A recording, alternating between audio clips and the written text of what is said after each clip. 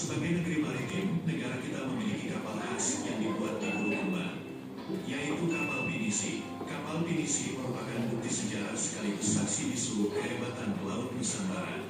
Tak hanya sebagai armada laut tangguh, kapal ini pun memiliki filosofi mendalam. Seperti pada ungkapan nenek moyangku seorang pelaut, menurut peneliti dan ahli sejarah von Heijmans. Dahulu kala nenek moyang Indonesia datang ke Nusantara hanya dengan bermodalkan perahu berjadi. Ungkapan tersebut memang benar, pasalnya hingga sekarang kapal legendaris tradisional atau kapal pinisi masih bertahan di tengah peradaban zaman modern. Berikut pembahasan mengenai kapal pinisi. Warisan dari Bulukumba. Kapal pinisi pertama dibuat oleh suku Bugis dan suku Makassar di Bulukumba, Sulawesi Selatan. Kedua suku itu dikenal sebagai pelaut yang tangguh. Mereka mulai membuat kapal pinisi sejak abad ke-14. Dalam naskah Lontar Lagaligo, diceritakan kapal pinisi pertama kali dibuat oleh putra mahkota kerajaan Luwu, Sauri Gading. Ceritanya, sang putra mahkota berlayar ke China untuk melamar seorang putri. Namun ketika hendak pulang, kapalnya diterjang gelombang dan terbelah tiga. Bangkai kapalnya terdampar ke desa Ara, Tanah Lemo, dan Tira. Ketiga warga desa berusaha merakit kembali kapal tersebut. Kapal yang berhasil dirakit kembali itu diberi nama kapal pinisi. Apa yang dapat kalian simpulkan dari video ini tadi? Tentang apa? Kapal pinisi dari mana? Bulukumba, Sulawesi Selatan. Nah, ceritanya itu tadi dibuat oleh suku apa? Bugis dan suku Makassar. Berarti memperhatikan. Nah, itu tadi merupakan bukti ketangguhan dari pelaut Indonesia. Tuh ya. Sebelumnya itu ada cerita bahwa ada anak raja atau siapa mau melamar putri ke Cina, tapi di perjalanan itu kapalnya terbelah menjadi tiga. Menjadi tiga. Ketika kapal itu dirakit diberi nama kapal pinisi.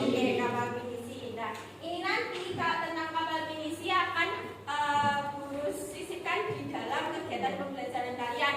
Dan di akhir kalian harus dapat menyimpulkan apa hubungannya kapal pinisi di dalam kegiatan pembelajaran itu dengan materi yang akan Guru sampaikan, yang akan kita pelajari di pembelajaran kali ini. Dibagi menjadi 6 kelompok. Setiap kelompok berarti ada berapa orang? 6, karena 36 siswa. Nah, nanti di sini itu ada 6 pos. Ibaratnya ini jenanya seperti ini. Nah, setiap pos ini nanti ada 1 soal tentang menggambar grafik fungsi trigonometri, aturan sinus, kosinus, dan juga luas segitiga. Nah, di setiap pos itu nanti ada soalnya, terus ada petunjuk pengerjaannya. Jadi kalian nanti langkah-langkah buat mengerjakan itu udah Guru tuliskan. Sama ada sumber belajarnya.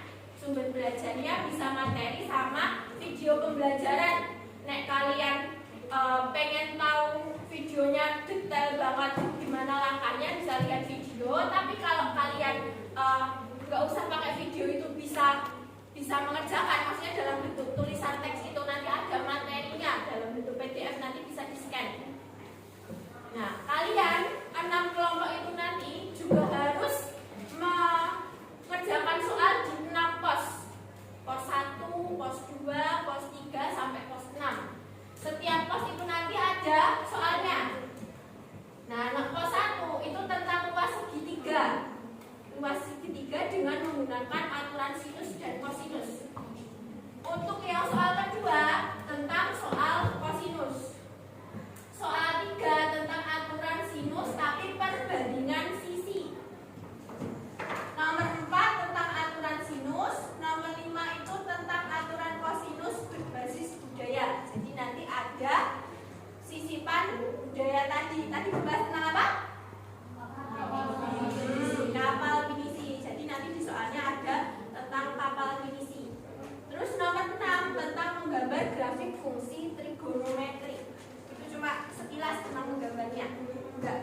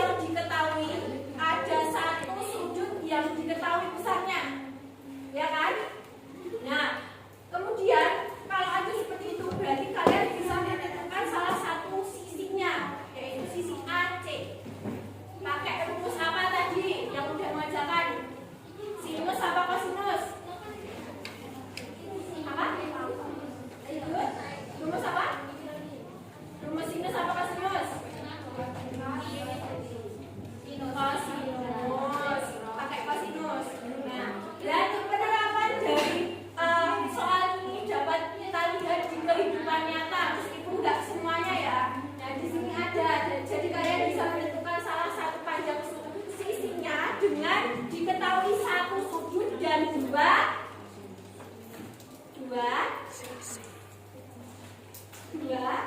sisi. Jadi ada dua sisi yang diketahui, satu sudut yang diketahui. Kalian dapat mengetahui satu sudutnya dengan rumus apa tadi?